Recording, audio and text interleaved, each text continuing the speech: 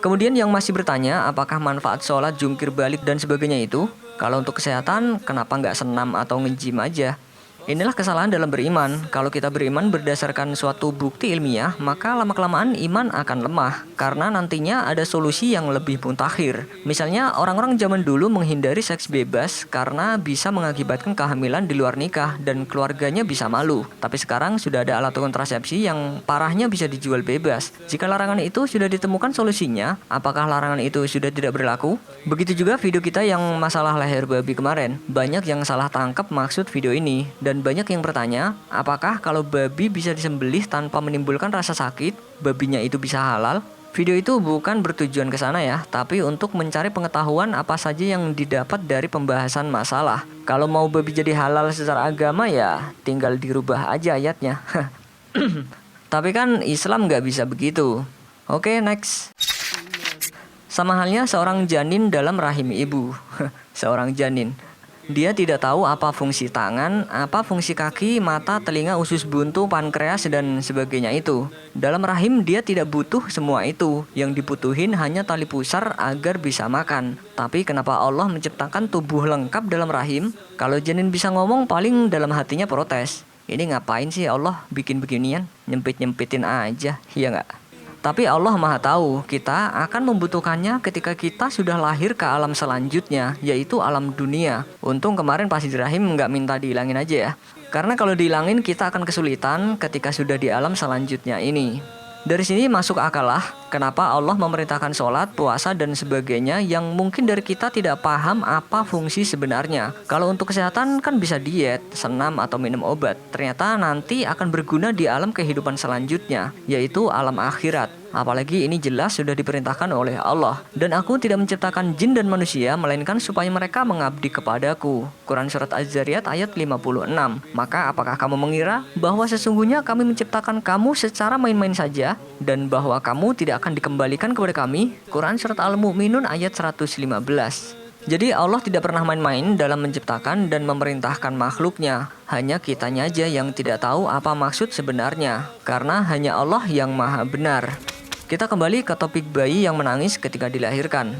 Alamah Sayyid Abdullah bin Alawi Al-Haddad menjelaskan bahwa tak seorang pun bayi selamat dari tempelengan setan ketika baru dilahirkan, sehingga mereka menangis sebagaimana kutipan berikut ini. Ketika manusia dilahirkan dalam perut rahim ibunya, ia menangis keras. Hal itu disebabkan ia ditempeleng oleh setan terkutuk yang tak seorang pun selamat darinya kecuali Nabi Isa putra Maryam dan sang ibu alaihissalam. Hal itu disebabkan Allah melindungi mereka berdua karena ibu dari Siti Maryam, yaitu istri dari Imran, sebelumnya pernah berdoa demikian. Dan sesungguhnya aku mohon perlindungan kepadamu untuk dia dan keturunannya dari gangguan setan yang terkutuk. Juga disebutkan dalam hadis ketika iblis datang untuk menusuknya, maka tusukan itu mengenai tabir. Nabi Isa alaihissalam dan ibunya Siti Maryam alaihissalam adalah satu-satunya yang selamat dari tempelengan setan karena Allah melindungi keduanya. Dan inilah salah satu keistimewaan dari Nabi Isa alaihissalam dari banyak keistimewaan-keistimewaan lainnya. Dan mungkin karena itu juga Nabi Isa alaihissalam yang ditunjuk oleh Allah untuk membinasakan Dajjal, yang mana fitnahnya membuat banyak umat Islam terbujuk oleh rayuannya. Bisa saja karena semua manusia telah ditusuk matanya oleh setan. Jadi umat manusia ini tidak bisa membedakan mana yang benar dan mana yang salah. Tapi tidak begitu dengan Nabi Isa alaihissalam yang tidak pernah ditusuk matanya oleh setan maupun diganggu, karena beliau telah dilindungi oleh Allah berkat doa dari neneknya.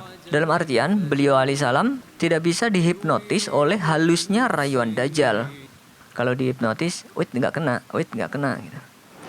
Tujuan iblis dan setan dalam aksinya menusuk mata bayi yang baru lahir adalah untuk mempengaruhi manusia agar menyimpang dari fitrahnya, yakni beriman tauhid dengan bersaksi bahwa Allah adalah Tuhan satu-satunya yang wajib disembah.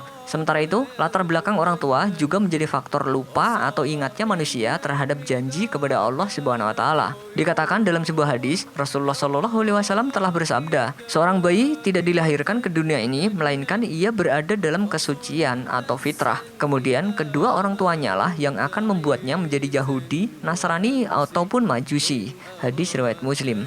Salah satu contoh fitrah, tahu kalau anak bayi, anak-anak itu mengenal Tuhannya, bahkan mengetahui kalau Tuhan itu ada di atas langit sana.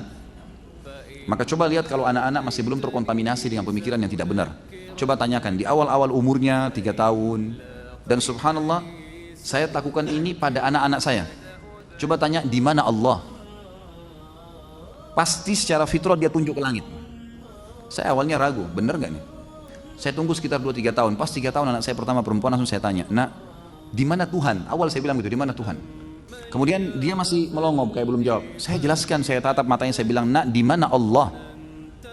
Subhanallah, dia angkat jarinya ke langit, nunjuk seperti guru saya bilang. Ada anak saya yang kedua, saya tanya lagi sama kasusnya. Anak saya yang ketiga, saya tanya sama kasusnya. Yang keempat, saya tanya sama kasusnya. Maka saya bilang, berarti penelitian fitrah ini betul-betul luar biasa nih. Untuk itu, jika manusia dilahirkan dalam keluarga yang kafir atau musyrik, seharusnya dia berpikir menggunakan akalnya ketika sudah akil balik untuk mencari kebenaran dan mengikuti sang pengingat, yaitu para nabi, karena manusia sudah lupa dengan janjinya kepada Allah. Dan adalah sunnah hukumnya mengumandangkan azan di telinga kanan si bayi yang baru lahir dan iqomat di telinga kirinya. Hal ini tak lain merupakan upaya penyelamatan terhadap si bayi agar ia tetap dalam fitrahnya, yakni beriman tauhid hanya kepada Allah Subhanahu wa Ta'ala. Semoga kita termasuk orang yang selalu ingat terhadap janji kita kepada Allah Subhanahu wa Ta'ala. Wallahu a'lam bishawab. Wassalamualaikum warahmatullahi wabarakatuh. فإن لاقيتني سأذكرنك فإن لاقيتني سأذكرنك